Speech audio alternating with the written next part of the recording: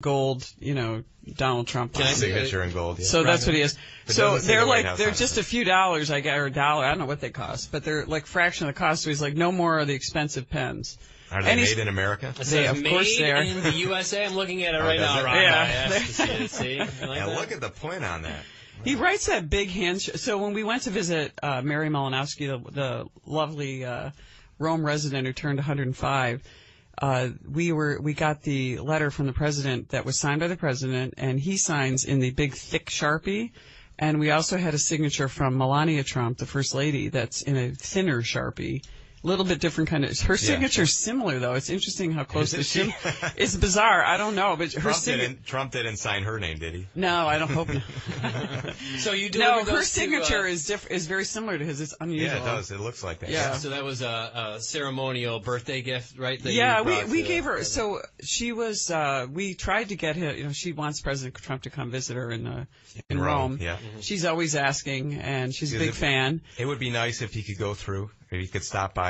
Yeah, well, she got votes for him. Then she said she went all over the place and got votes, and she's really her room is like got pictures all over. It's a shrine to him. Like Rocco's room is there? Is that Rocco's room? Yeah, Rocco's room is a shrine to celebrities. This is a little myself. Including yourself. This is why do you have all these characters? You want to hold that gavel? Essence of that was from Anthony Kennedy. Where'd you get it? After he announced his retirement. Did you get this from him? No, I'm kidding. Come on. Mark stole it from Do you know how many of these things we have in boxes all over my house? Because my father was a judge, and when he became a judge, everybody sends you a gavel. Mm-hmm. Really? Yeah. With his name on it? That one needs to be inscribed. But no, down here we have, that's my historic novelty. What? You see the mugshot down here? Oh, my God. You know who that is? No. You don't? You should. Dallas, the guy 11/23. Yes. The guy accused of shooting JFK. Accused. Oh, you don't believe it? Well, he never went through court. I don't know. We don't have to go through court. Rocco has a lot of trinkets. No one saw him do it. I'm all right. We're not going to get news made over JFK. It's weird. He looks different than you see in all the. Doesn't he have a hat on in all the? No, that's Jack Ruby. Oh, Jack Ruby has a hat on. Okay. Jack Ruby decided that he wanted to kill him. Yes. So when my first time ever to Dallas, I have to admit that I ran right over to the site. Oh, yeah. And wanted to see it. It's great to be there, right? Yeah, I went over and looked and saw the grassy knoll and the school book depository. Yeah, and then you look up and they show you the window, and then there's all these people trying to profit off of it. They're all coming up to you. You want to buy this? You want your picture here? You want to? And you're like, oh my gosh, this is like where one of our presidents was shot. This shouldn't be. They got little carts of souvenirs and T-shirts. Yeah, and then I realized I go across the street. There's an entire museum.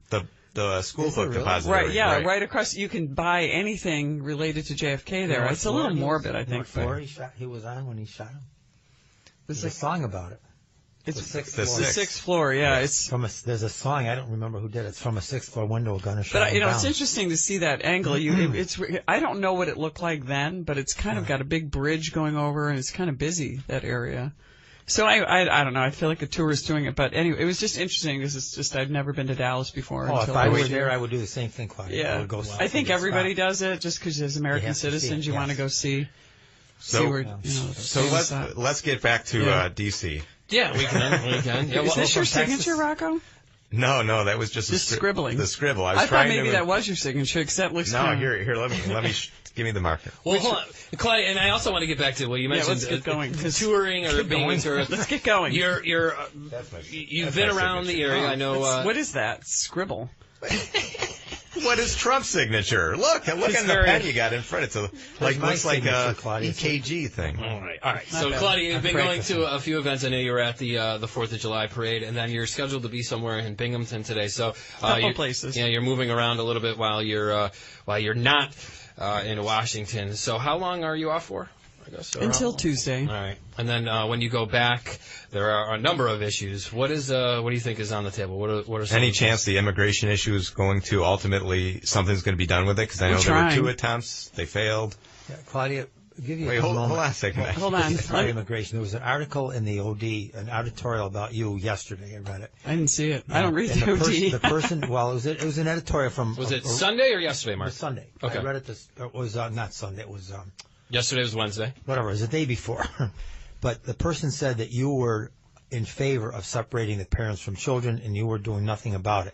So I wanted to just give you a chance to Right. respond Actually, to that. I will. This is going to be shocking, but I heard about this. I didn't see it. Yeah, I read it. It was this read to morning me at the that the beginning. OD actually put in an editor's note that I introduced the bill that would prevent families from being separated at the border. Oh, they put it at the bottom. They of actually the put it letter. in. The OD actually corrected the letter writer.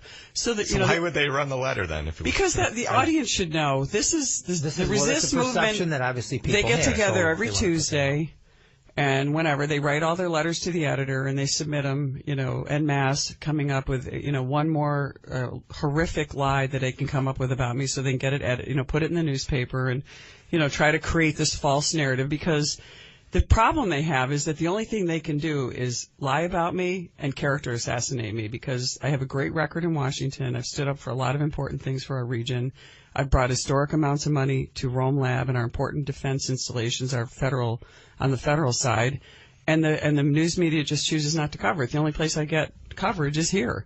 And once in a while, the OD just will not cover what we've done at Rome Lab and the amount of resources we've brought to that. The 4% increase last year, which was historic, now a 10% increase over last year, this year.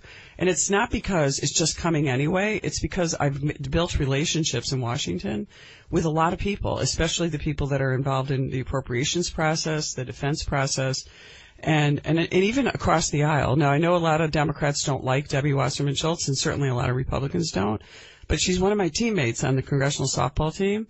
And in order to get that perimeter fence that we got for Rome Lab, which was asked for by the Secretary of the Air Force in order to keep the installation secure at Rome Lab, right.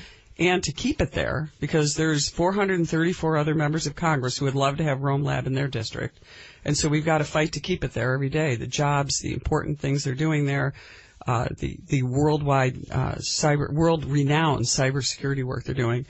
I have a good relationship with Debbie Wasserman Schultz. We don't agree on a lot, but we have a friendship that we forged. And she was the ranking member on that subcommittee, along with Charlie Dent, who's now retired. But we got that perimeter fence money. She helped me get unanimous votes for that, and it got included in the NDAA. It was really important to get that money. So it is not just working with Republicans and the president, it's also working with Democrats to get a lot of these votes. Surprisingly, a couple of my bills, I've gotten 100%. I've gotten votes from Maxine Waters and Nancy Pelosi.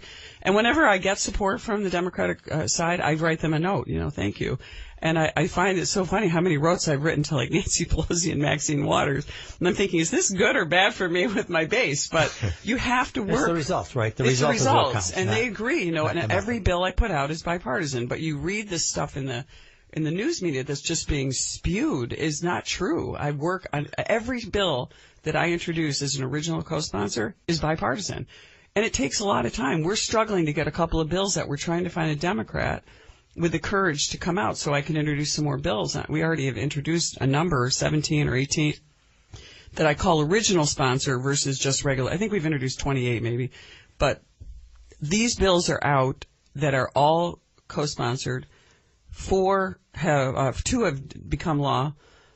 2 more have become law, but they were incorporated, and then we have a number of them waiting in line to go.